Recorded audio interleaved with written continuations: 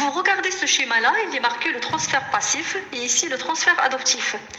Ici, c'est la procédure expérimentale très très ancienne qui démontre la protection par les anticorps et la protection par les cellules. Pardon. Vous avez ici deux souris donneur et souris receveur. Ce sont deux souris génétiquement identiques. Si on prend des molécules de cellules de cette souris et on donne à cette souris-là, elle ne va pas rejeter, elle va être acceptée, car ils sont génétiquement identiques. Alors, qu'est-ce qu'on fait?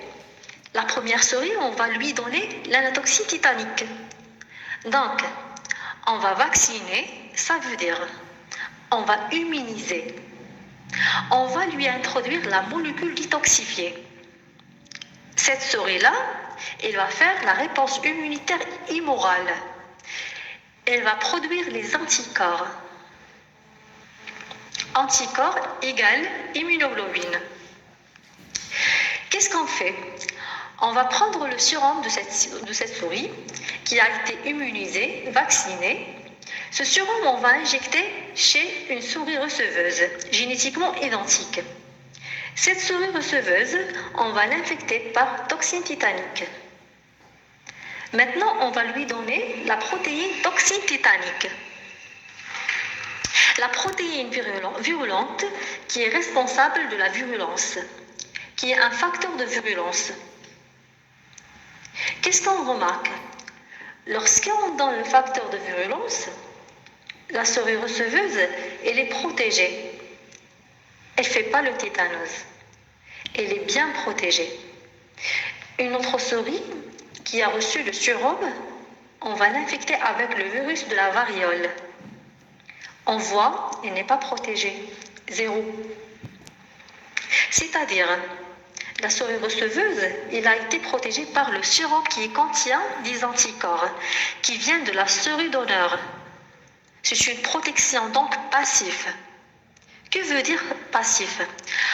On appelle ça transfert passif. Par exemple, une femme qui résiste moins, son mari, il résiste plus. L'enfant, il résiste plus. Lorsqu'elle accouche, la femme, les antigènes résistent plus du papa. Elle passe chez la femme. Et la femme, elle reconnaît, résiste plus comme un antigène. Elle produit des anticorps anti-résistent plus. D'accord? Lors du deuxième grossesse, si la femme tombe enceinte, encore, un deuxième enfant qui résiste moins.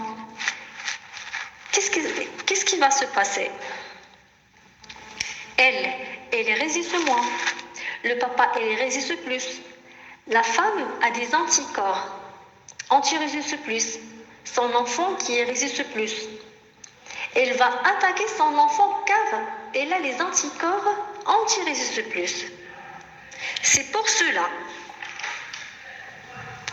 que les femmes qui accouchent, premier accouchement, qui s'en résistent moins, on leur donne un sérum anti-résiste plus pour ne pas faire une réaction contre le prochain bébé.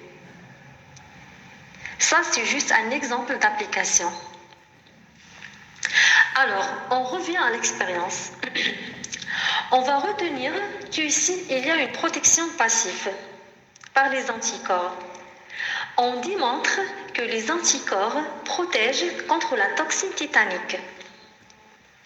Parce que cette première souris, elle a été immunisée par l'anatoxine titanique. Elle a produit des anticorps anti-anatoxine titanique. Donc, du coup, elle va être protégée contre l'anatoxine titanique. Ça, c'est la démonstration de l'immunité humorale.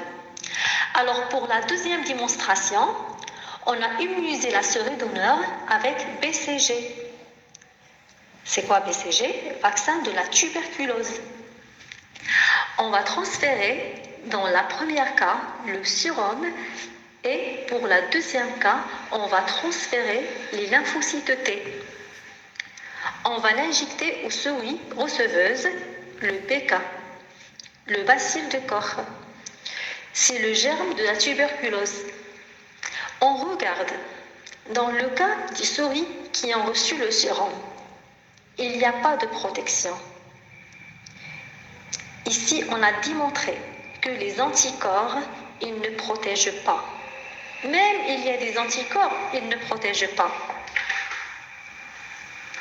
Par contre, ici, il y a une protection. Transfert adoptif. On a protégé ici par les lymphocytes T. Donc, il y a deux types de protection. Protection humorale par les anticorps et protection cellulaire par les lymphocytes T. Et dans le cas de la tuberculose, la protection est exclusivement cellulaire. Les anticorps, ils ne protègent pas. C'est juste un signe d'infection. C'est pour cela qu'il ne faut pas toujours dire qu'il y a des anticorps, il y a toujours une protection. Il faut démontrer que les anticorps sont protecteurs.